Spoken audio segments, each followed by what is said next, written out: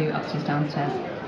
And if that goes again, I think it'll be moving along a little bit further in time. So, I mean, it's great what I do. I go back to the 80s, then I go to the 40s, and I mean, who knows? You know, that's the exciting thing when you open something up.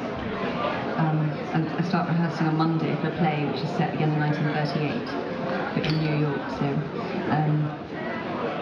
yeah, I mean, it's. Do you feel like a natural affinity for that time? I do. I do. Yeah, I love it. I love, you know, people behaving properly and drinking out of china cups, obviously. And then bring the genie into that. Or, yeah. Smash up the china cups. You're also the voice of Lara Croft, so which intrigues me because it doesn't just mean endless sitting around in recording studios doing grunts. Yes. Yes. They have. They have. I mean, it's quite extraordinary. One of the games I did 4 years ago, I was like that. I was pregnant with Ralph, doing these sort of death screams, thinking it's just surreal. And they have somebody who calls from the States who's the death specialist, and who tells you how you sound if you're dying of, you know, drowning in your own blood or something. So I know. So it's like, more water, Keeley, more water, and but it's good fun. It was good fun. It's good fun. I'm not doing the next one, but I've done quite enough, I think. So you've got a whole range of grunts. I have. And I'm not going to ask you to do one now. No, please. Have no fear. Have no fear. Right, we're going to throw it open to the audience. If anyone has any questions for Keeley, can they raise their hand and then walk to the microphone, which is there, right in the middle. Hello.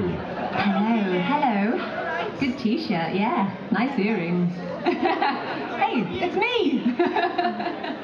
I know you're in Rocket to the Moon. I am. What made you decide to write theatre, and how are rehearsals going? I start rehearsing on Monday, so I've been. Started yet? No, well, I've been going to the National, and they've got an amazing department there, which they've got dialect specialists and voice coaches and things. So I've been going and doing a bit of that in the lead up to starting Monday. And I wanted to do it because I've been looking to do a play for a long time, so I've never been on stage, apart from this. And it was sort of a matter of the right thing coming up, and having been in series as well, which takes so long, it takes such a huge part of the year. So it was always difficult to sort of try and find a slot to, you know, fit a show into. So, and then this one came up, and I'm opposite Joe Milson, who's lovely, who's in the Sarah Jane Adventures, and he was also in Ashes. So that's it's all really good. I'm thrilled that it was this thing that I'm doing. Thank you. Come and see your name. Thank you very much. Hello. Hello. Hello. First of all, I wanted to say I love your organizations. Thank you very much. And second of all, there's one question that played on my mind for a while, and it was that they ended season 2 beautifully. Big shock for everyone. But I was never clear, and I wondered if you'd be able to expand on it. Did Alex wake up for a while, or was she comatose for the entire run of Ashes to Ashes? She was. No, she never woke up. So her being back in her real life was actually part of her Was death. part of. Oh, the scenes with the psychiatrist and talking about. Yeah, when she's back in the real world. Yes. No, that was part of what was going on in her mind after she'd been shot. So she was in a coma within a coma at that point. So just sort of deeply in a coma. I think. No, but yeah, she never actually woke up at all. Okay, thank you. Hope that cleared it up. Hello. Hi. Hello. When you first started your... You need someone to... Sorry. When you first started your acting career, who was your biggest inspiration? I don't know, I think it sort of changes really from week to week. You know, you can see something I saw Never Let Me Go last week, and I thought they were all extraordinary. Like, Kerry Mulligan's absolutely brilliant. So you go around thinking, wow, Kerry Mulligan's amazing. When I started, it's all sort of films like, what did we watch? Pretty Woman, you know, so probably Julia Roberts was like. So yeah, it kind of changes. Thank you. Thank you very much. Thank you. Hello. Hello. I'm thinking about buying a piece of coronation china. Right. Yes. Yeah, and you just hit me in the mouth. Is there any question? I mean, He's not a royalist. yes. No.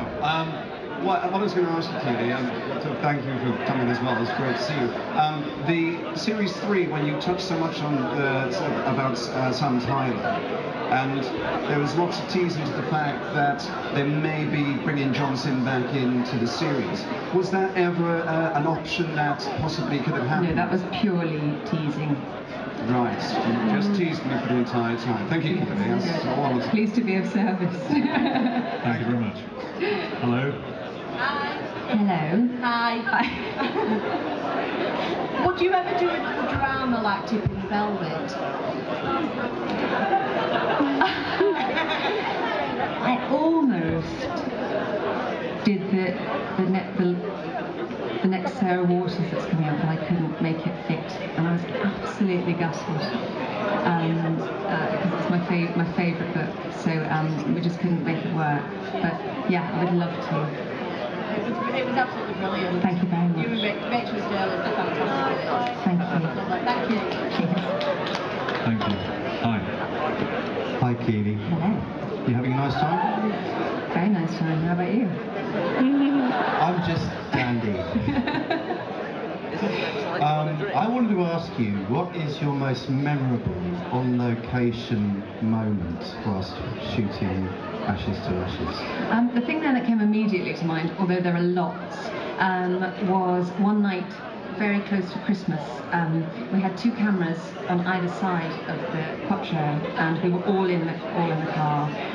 Phil and me and Marshall and Dino, and we also had 2 cameras on the front.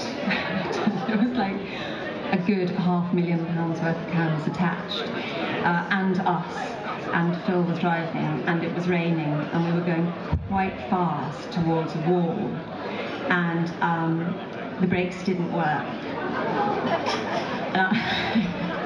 I remember very clearly sort of hearing some carols.